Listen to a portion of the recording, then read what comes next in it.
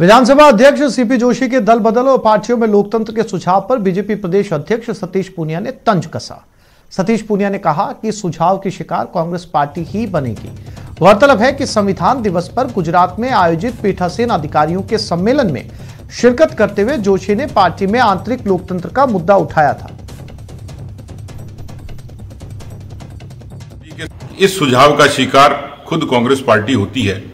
बरसों से लोग इंतजार करते हैं कि इस पार्टी की सदस्यता का क्रम क्या है, इस पार्टी के चुनाव किस रूप में होते हैं। यदि ये इस बात पर चुनाव आयोग सख्ती करे तो इस दल की मान्यता कभी की खत्म हो चुकी होती। लेकिन अभी भी मुझे लगता है कि उनका सुझाव प्रासंगिक है।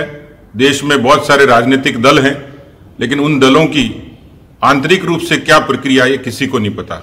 इसलिए बात तो ठीक है कि मैं इस बात का भी पक्षधर हूं कि इस तरीके से पार्टियों की सदस्यता, उनका हिसाब किताब, पूरा ब्यौरा और उनके बाद उनके निर्वाचन की प्रक्रिया ये तय होनी चाहिए और ये जनता के सामने स्पष्ट होनी चाहिए और चुनाव आयोग इसको ठीक तरीके से मॉनिटर करे, इसमें कोई बुराई नहीं।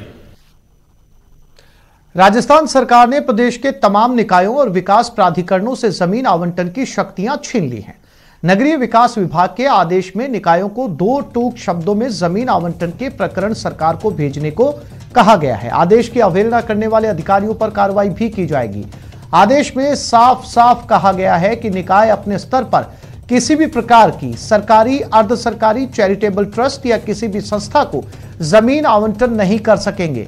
इस तरह के जमीन आवंटन के लिए सरकार से अनिवार्य रूप से अनुमति लेनी होगी।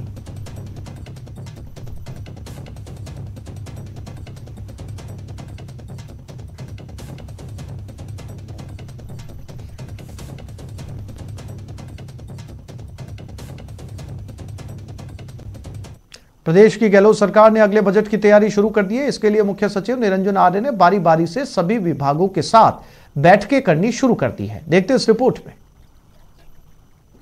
अगर कोई व्यापारी कोई एक सर्टेन अमाउंट का कर दे रहा है तो उसके 10% या 5% उसको प्रोत्साहन के रूप में अगर सरकार राशि दे दे तो उससे बढ़िया सपोर्ट किसी व्यापारी के लिए हो नहीं पाएगा। ये वो उपाय हैं जिनसे सरकार कोरोना काल में अपना रेवेन्यू बढ़ा सकती है, वैसे समय में अपनी माली हालत दुरुस्त कर सकती है, जिसमें पूरी दुनिया की अर्थव्यवस्था की सांस फूल रही है। वैसे तो कोरोना काल में सरकार के पास रेवेन्यू बढ़ाने के स्रोत काफी कम है।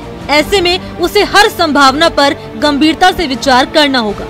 जो मकान कंस्ट्रक्शन से, कॉमर्शियल कंस्ट्रक्शन से रिलेटेड दरें हैं उसमें छूट मिलेगी, पानी की दरों में छूट मिलेगी तथा साथ ही साथ जो नए स्टार्टअप्स हैं उनको कुछ कम दरों पे लोन मिलेगा और जो वर्तमान में व्यापारी हैं, छोटे मध्यम व्यापारी हैं, उनको जीएसटी के अनुपात में, जो वो जीएसटी पे कर रहे हैं उसके अनुपात में उनको एक प्रोत्साहन योजना के रूप में सरकार से एक प्रोत्साहन राशि मिलनी चाहिए।